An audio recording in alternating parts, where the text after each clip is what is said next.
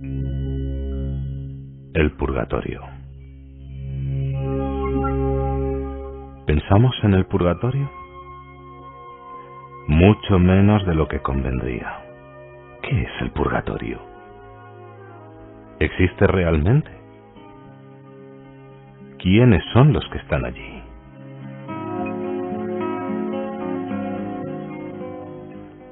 Desde tiempos inmemoriales, los cristianos han rezado por las almas del purgatorio, para que fueran pronto liberadas de sus tormentos, y también se han encomendado a sus oraciones. ¿Se mantiene esta sana costumbre? Tened piedad de mí, por lo menos vosotros, mis amigos, porque la mano del Señor me ha tocado. Job 19:21.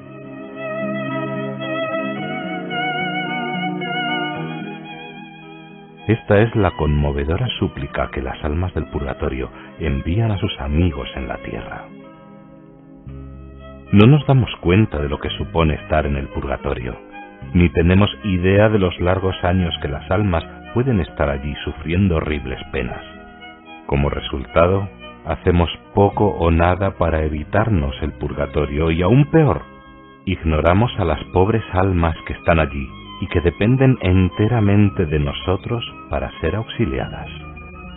El mes de noviembre es un mes que la Iglesia dedica a rezar por las almas del purgatorio.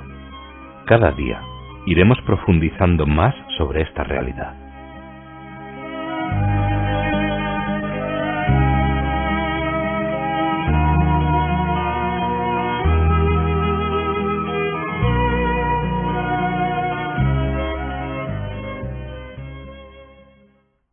Muchos católicos y no católicos no saben bien qué es eso tan misterioso que llamamos el purgatorio.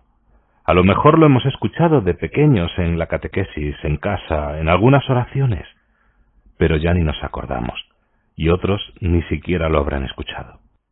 El Catecismo de la Iglesia Católica, en el número 1030 y 31, nos dice: los que mueren en la gracia y en amistad de Dios, pero imperfectamente purificados, aunque estén seguros de su eterna salvación, sufren después de la muerte una purificación, a fin de obtener la santidad necesaria para entrar en la alegría del cielo. La Iglesia llama purgatorio a esta purificación final de los elegidos, que es completamente distinta del castigo de los condenados. La Iglesia ha formulado la doctrina de la fe relativa al purgatorio, sobre todo en los concilios de Florencia y de Trento.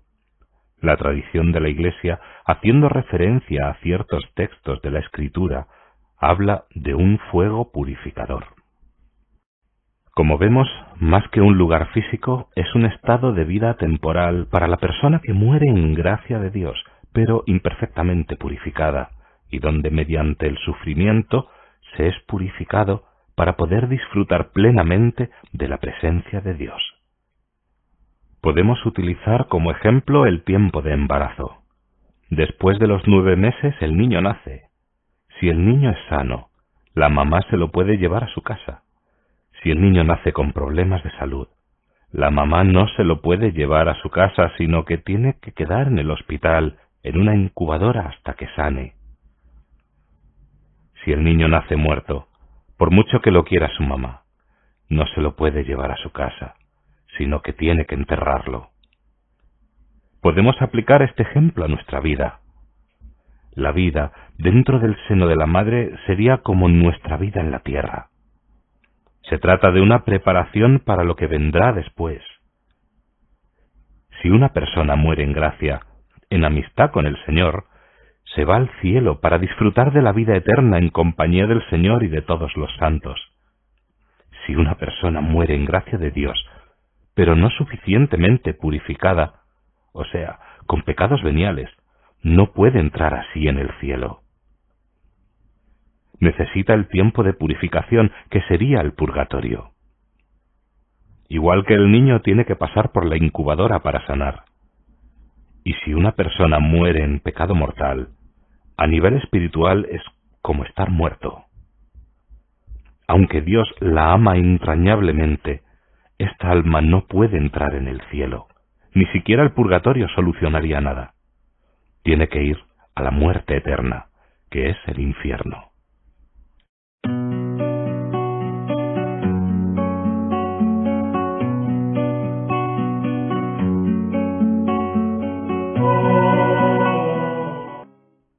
En el purgatorio se sufre como en el infierno, pero con la esperanza de que tendrá fin y luego vendrá la gloria eterna. Este sufrimiento se va aliviando al acercarse al fin. Ya hemos escuchado muchas cosas sobre el purgatorio. Ahora viene una pregunta muy importante. ¿Qué es lo que puedo hacer yo por las almas del purgatorio? Seguramente que todos nosotros tenemos algún familiar allí. Y aunque no lo tengamos, debemos compadecernos de las almas que allí se encuentran, de manera especial de aquellas de las que nadie se acuerda de rezar por ellas. Las almas del purgatorio no pueden merecer nada para ellas mismas, pero desde este mundo podemos abreviar sus sufrimientos. No pueden rezar ni ofrecer por sí mismas, pero sí nos pueden ayudar a nosotros para agradecernos por nuestras oraciones y sacrificios. ¿No nos convendría tener amigos en el purgatorio que tarde o temprano serán amigos en el cielo? En los capítulos siguientes hablaremos de las obras de sufragio por las almas del purgatorio. Hay 3 que tienen un efecto maravilloso: la oración, la Santa Misa y las indulgencias. Hoy vamos a hablar de la oración. La Iglesia peregrina, perfectamente consciente de la comunión de todo el cuerpo místico de Jesucristo, desde los primeros tiempos del cristianismo, honró con gran piedad el recuerdo de los difuntos y también ofreció por ellos oraciones, pues es una idea santa y provechosa orar por los difuntos para que se vean libres de sus pecados. Segunda carta a los Macabeos 12:45, Lumen Gentium 50, Concilio Vaticano II. La oración es como un refrigerio que de nuestra alma sube hacia el cielo. También una simple invocación, una jaculatoria, un sacrificio, un acto breve de amor a Dios tienen una eficacia extraordinaria de sufragio. Entre las oraciones que podemos rezar prevalecen el oficio de los difuntos, el Salmo 50, el Vía Crucis y el Santo Rosario. A todas estas u otras oraciones hay que agregar la Santa Confesión y Comunión. Es necesario que en ocasión de la muerte de una persona querida, todos los parientes se confiesen y comulguen por el alma. Es evidente que para que nuestra oración sea agradable a Dios, debemos estar en estado de gracia, no tener conciencia de pecado mortal. Para eso tenemos el sacramento de la confesión, y estar alimentados por el mismo cuerpo del Señor, el sacramento de la Eucaristía. A San Agustín le preguntaron un día: ¿cuánto rezarán por mí cuando yo me haya muerto? Él respondió: eso depende de cuánto rezas tú por los difuntos, porque el Evangelio dice que la medida que cada uno emplea para dar a los demás, esa medida se empleará para darle a él. Si nosotros con el sufragio rogamos por ellas, ellas ciertamente responden rezando por nosotros. Sus plegarias son muy eficaces porque son santas y nos procuran beneficios inmensos tanto para nuestra vida corporal como espiritual. San Juan Macías, sacerdote de la Orden de los Predicadores, tenía una gran devoción a las almas del purgatorio. Se le llama el ladrón del purgatorio. Por sus oraciones, principalmente por la recitación del Santo Rosario, obtuvo la liberación de más de 1 millón de almas. En retribución, obtuvo para sí mismo las más abundantes y extraordinarias gracias, y esas almas vinieron a consolarlo en el lecho de la muerte y a acompañarlo hasta el cielo. Este hecho es tan cierto que fue insertado por la Iglesia en la bula que decretaba su beatificación. Acordémonos, pues, de elevar oraciones por las almas del purgatorio. También un rato de oración silenciosa delante del Santísimo es de gran provecho para las almas del purgatorio. Hoy hablaremos de la Santa Misa. El santo sacrificio de la misa es según declara el Concilio de Trento, el medio más eficaz. A las almas del purgatorio se les puede socorrer por medio de los sufragios de los fieles, principalmente por el sacrificio del altar. Es el mismo sacrificio de Cristo en la cruz el que se ofrece al Padre durante la Santa Misa. Por eso no es extraño que sea este el medio más poderoso. Para comprender el valor de la misa, citaremos un ejemplo. Se cuenta que un alma santa, abrasada por el fuego del amor de Dios y llena del deseo de su gloria, exclamaba con frecuencia: Dios mío, yo quisiera tener tantos corazones y lenguas como hojas hay en los árboles, átomos en los aires y gotas de agua en el mar, para amaros y alabaros tanto como merecéis. ¿Quién me diera que yo pudiera disponer de todas las criaturas para ponerlas a vuestros pies, a fin de que todas se inflamasen de amor por vos, con tal de que yo os amase más que todas ellas juntas, más aún que los ángeles, más que los santos, más que todo el paraíso? Un día que ella se entregaba a estos dulcísimos transportes, oyó la voz del Señor que le decía: Consuélate, hija mía, con asistir a una sola misa con devoción, me darás toda esa gloria que deseas, e infinitamente más todavía. San Jerónimo decía que cada vez que se celebra la Santa Misa por un alma del purgatorio, aquel fuego tan abrasador suspende su acción y el alma cesa de sufrir todo el tiempo que dura la celebración del sacrificio. Y parecidamente, San Gregorio Magno, estando celebrando la misa, elevó la hostia y se quedó con ella en lo alto por mucho tiempo. Sus ayudantes le preguntaron después por qué se había quedado tanto tiempo con la hostia levantada en sus manos, y él les respondió: es que vi que mientras ofrecía la santa hostia a Dios, descansaban las benditas almas del purgatorio. ¡Qué grande es el valor de la misa, tan útil a la vez a los vivos y a los muertos! Aparte de este valor indiscutible que la misa tiene en sí, ayuda mucho si el que participa en ella está en gracia de Dios. Por eso, si realmente queremos ayudar a las almas del purgatorio, debemos también confesarnos para estar en gracia y así poder comulgar. Además, San Anselmo nos enseña que una sola misa, oída y celebrada por las necesidades de nuestra alma mientras vivimos, nos será más provechosa que 1000 celebradas después de nuestra muerte. Y como siquiera sabemos si alguien ofrecerá alguna misa por nosotros después de nuestra muerte, más nos vale ya desde ahora esforzarnos en asistir al menos a la misa dominical, pero si puede ser a misa diaria, para que el Señor nos asista, nos ayude y nos ilumine en el camino hacia Él. Y así, estando cerca de Él, es cuando mejor ayudaremos a nuestro prójimo y, por supuesto, también a las almas del purgatorio. Como vemos, cuando ayudamos a los demás y pensamos en ellos, nosotros mismos salimos enriquecidos, mientras que el que solo piensa en sí, al final, perderá hasta lo que cree tener, como nos dice el Señor en el Evangelio.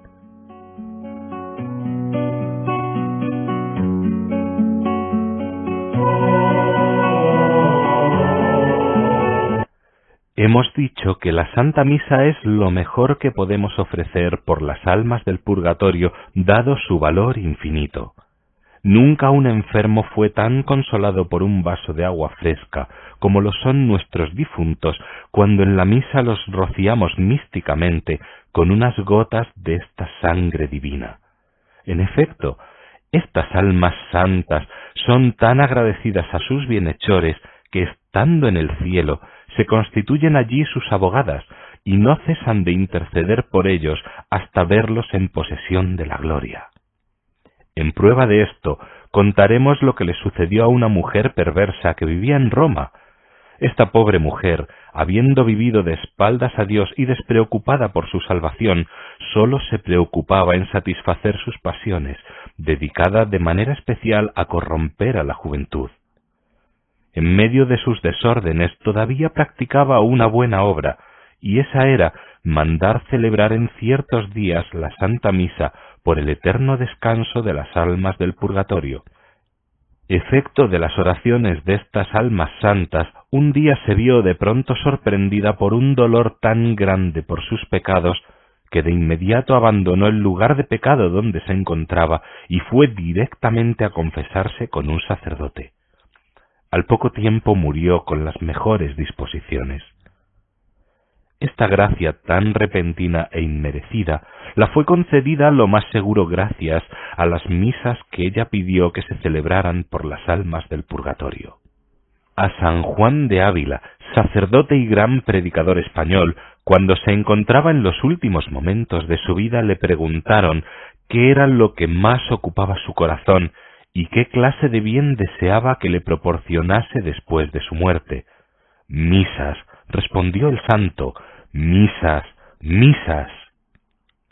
Cuando el beato Enrique Suso, dominico, estudiaba en Colonia, hizo un pacto con un amigo por el cual, si uno de los dos moría, el otro estaba obligado a decir cierto número de misas por el difunto.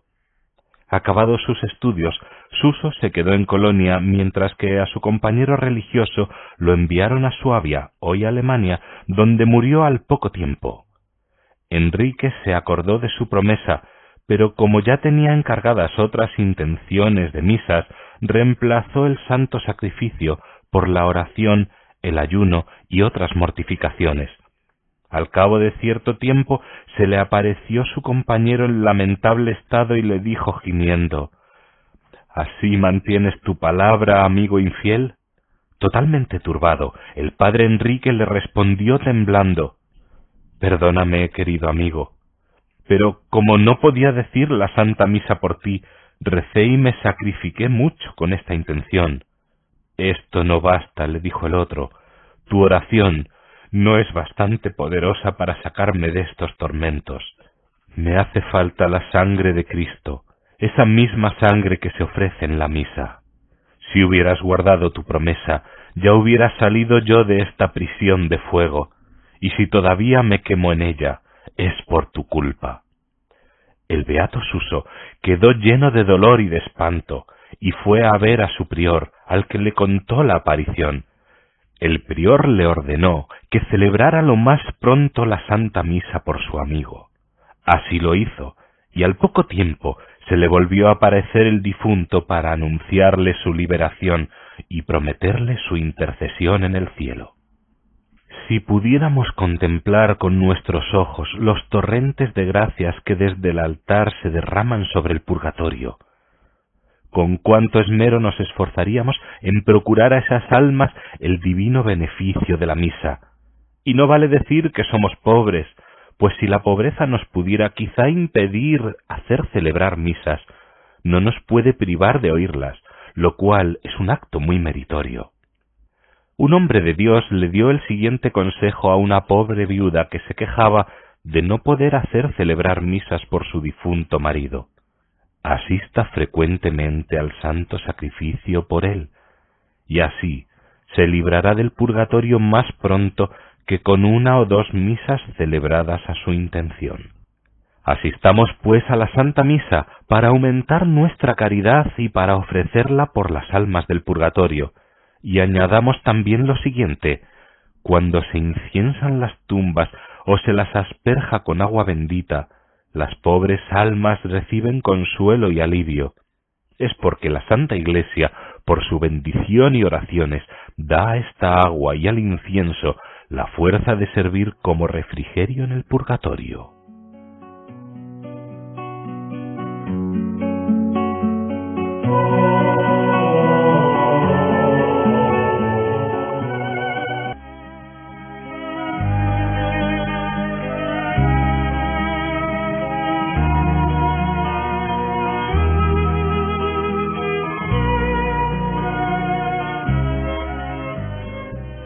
En la muerte, el justo se encuentra con Dios, que lo llama así para hacerle partícipe de la vida divina.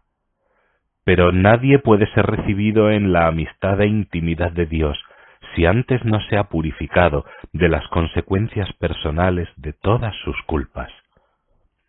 De aquí viene la piadosa costumbre de ofrecer sufragios por las almas del purgatorio, que son una súplica insistente a Dios para que tenga misericordia de los fieles difuntos, los purifique con el fuego de su caridad y los introduzca en el reino de la luz y de la vida. Hoy vamos a hablar de la siguiente de las obras de sufragio, las indulgencias. ¿Qué son las indulgencias? La etimología latina de la palabra puede ayudarnos a entenderla. El verbo indulgeo significa ser indulgente y también conceder. La indulgencia es, pues, algo que se nos concede benignamente en nuestro favor. El Catecismo de la Iglesia Católica, en el número 1471, define así la indulgencia de una manera más precisa. Es la remisión ante Dios de la pena temporal por los pecados ya perdonados en cuanto a la culpa que un fiel dispuesto y cumpliendo determinadas condiciones consigue por mediación de la Iglesia, la cual, como administradora de la redención, distribuye y aplica con autoridad el tesoro de las satisfacciones de Cristo y de los santos. La indulgencia consiste en una forma de perdón que el fiel obtiene en relación con sus pecados por la mediación de la Iglesia. ¿Qué es lo que se perdona con la indulgencia? Todo pecado lleva consigo una culpa y una pena. Culpa es la ofensa hecha a Dios, pena es el castigo que dicha ofensa merece. La culpa de los pecados se borra a través de la confesión. La pena, llamada pena temporal, hay que expiarla en esta vida o en el purgatorio. En la vida se satisface con todo acto de amor de Dios y toda obra buena hecha en estado de gracia, así como a través de las indulgencias. Podemos poner una comparación. Imaginemos una intervención quirúrgica, un trasplante de corazón, por ejemplo. El nuevo corazón salva la vida del paciente. Se ve así liberado el enfermo de una muerte segura, pero cuando ya la operación ha concluido exitosamente e incluso cuando está ya fuera de peligro, subsiste la necesidad de una total recuperación. Es preciso sanar las heridas que el mal funcionamiento del corazón anterior y la misma intervención han causado en el organismo. Pues de igual modo, el pecador que ha sido perdonado de sus culpas, aunque está salvado, tiene aún que restablecerse por completo, sanando las consecuencias del pecado, es decir, purificando las penas temporales merecidas por él. La indulgencia es como un indulto, un perdón gratuito de estas penas temporales. Es como si, tras la intervención quirúrgica y el trasplante del nuevo corazón, se cerrasen de pronto todas las heridas y el paciente se recuperase de una manera rápida y sencilla. Ayudado por el cariño de quienes lo cuidan, la atención esmerada que recibe y la eficacia curativa de las medicinas. Es como borrar la cicatriz de la herida que el pecado ha dejado en el alma. Con las indulgencias podemos ayudar a los difuntos a borrar esa cicatriz. Las indulgencias se pueden ganar para uno mismo o aplicarlas a los difuntos, uno por indulgencia. Nunca pueden aplicarse las indulgencias a otras personas vivas.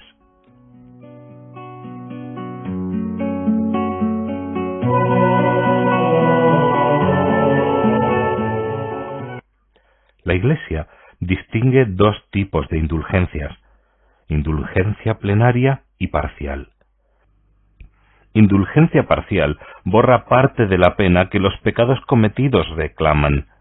Significa que la Iglesia me duplica mi mérito, lo multiplica por 2.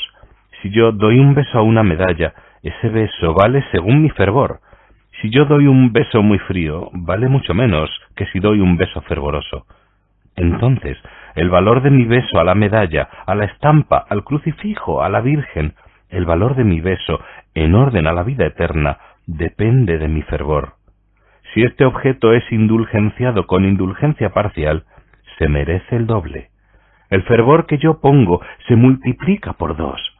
Esa es la indulgencia parcial. ¿Y qué es la indulgencia plenaria? La indulgencia plenaria borra todo resto de pecado, dejando el alma dispuesta para entrar inmediatamente en el cielo. Suprime el purgatorio. Si la gana un moribundo, no pasa por el purgatorio. Si la aplicamos a uno que está en el purgatorio, sale del purgatorio. El Papa Pablo VI, en 1967, dictó normas sobre las indulgencias. Cada día se puede ganar una sola indulgencia plenaria y sin límite las parciales. Para ganar la indulgencia es necesario estar en estado de gracia y tener la intención de ganarla.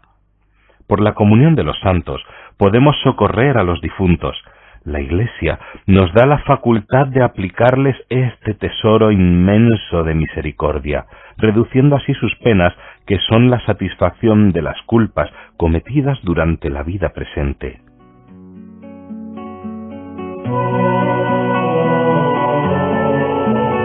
Cada día rezaremos una oración que el Señor dictó a Santa Gertrudis, una santa religiosa alemana del siglo XIII, prometiéndole que cada vez que rezara esta oración, él libraría 1000 almas del purgatorio.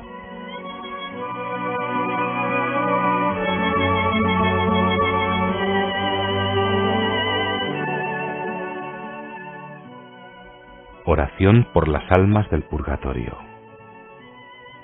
Padre eterno, yo te ofrezco la preciosísima sangre de tu divino Hijo Jesús, en unión con las misas celebradas hoy día a través del mundo, por todas las benditas almas del purgatorio, por todos los pecadores del mundo, por los pecadores de la Iglesia Universal, por aquellos en propia casa y dentro de mi familia. Amén.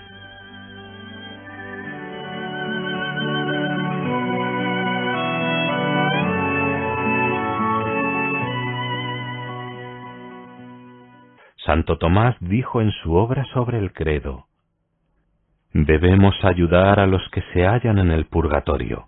Demasiado insensible sería quien no auxiliaría a un ser querido encarcelado en la tierra. Más insensible es el que no auxilia a un amigo que está en el purgatorio, pues no hay comparación entre las penas de este mundo y las de allí. Teniendo este pensamiento en mente, haremos una práctica de la oración. Rezaremos juntos una oración por las almas del purgatorio, procurando poner en ella nuestro corazón, para que no sea algo mecánico, sino que realmente pidamos al Señor desde dentro. Dios omnipotente, Padre de bondad y de misericordia, apiadaos de las benditas almas del purgatorio y ayudad a mis queridos padres y antepasados. A cada invocación contestamos: Jesús mío, misericordia. Ayudad a mis hermanos y parientes. Jesús mío, misericordia. Ayudad a todos mis bienhechores espirituales y temporales. Jesús mío, misericordia. Ayudad a los que han sido mis amigos y súbditos. Jesús mío, misericordia. Ayudad a cuantos debo amor y oración. Jesús mío, misericordia. Ayudad a cuantos he perjudicado y dañado. Jesús mío, misericordia. Ayudad a los que han faltado contra mí. Jesús mío, misericordia. Ayudad a los que os desean más ardientemente. Jesús mío, misericordia. Ayudad a los que sufren más. Jesús mío, misericordia. Ayudad a los que están más lejos de su liberación. Jesús mío, misericordia. Ayudad a los que menos auxilio reciben. Jesús mío, misericordia. Ayudad a los que fueron ricos aquí y allí son los más pobres. Jesús mío, misericordia. Ayudad a los poderosos que ahora son como viles siervos. Jesús mío, misericordia. Ayudad a los ciegos que ahora reconocen su ceguera. Jesús mío, misericordia. Ayudad a los vanidosos que malgastaron su tiempo. Jesús mío, misericordia. Ayudad a los pobres que no buscaron las riquezas divinas. Jesús mío, misericordia. Ayudad a los tibios que muy poca oración han hecho. Jesús mío, misericordia. Ayudad a los perezosos que han descuidado tantas obras buenas. Jesús mío, misericordia. Ayudad a los de poca fe que descuidaron los santos sacramentos. Jesús mío, misericordia. Ayudad a los padres que no cuidaron bien a sus hijos. Jesús mío, misericordia. Ayudad a los superiores poco atentos a la salvación de sus súbditos.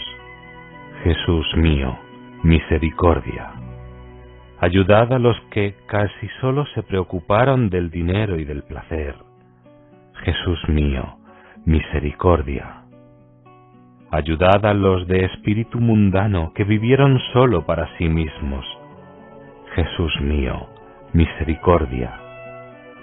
Ayudad a los necios que vieron morir a tantos no acordándose de su propia muerte. Jesús mío, misericordia. Ayudad a los que se ocuparon de muchas cosas, pero se han olvidado de lo más importante, prepararse para el encuentro definitivo con vos. Jesús mío, misericordia. Ayudad a los que juzgasteis tanto más severamente cuanto más les fue confiado. Jesús mío, misericordia. Ayudad a los pontífices, reyes y príncipes. Jesús mío, misericordia. Ayudad a los obispos y sus consejeros. Ayudad a mis maestros y pastores de almas. Jesús mío, misericordia. Ayudad a los sacerdotes y religiosos de la Iglesia Católica. Jesús mío, misericordia. Ayudad a los caídos en los campos de batalla. Jesús mío, misericordia. Ayudad a los sepultados en los mares. Jesús mío, misericordia. Ayudad a los muertos repentinamente. Jesús mío, misericordia. Ayudad a los fallecidos sin recibir los santos sacramentos. Jesús mío, misericordia. Dadle, Señor, a todas las almas el descanso eterno, y haced brillar sobre ellas la luz perpetua. Que descansen en paz. Amén.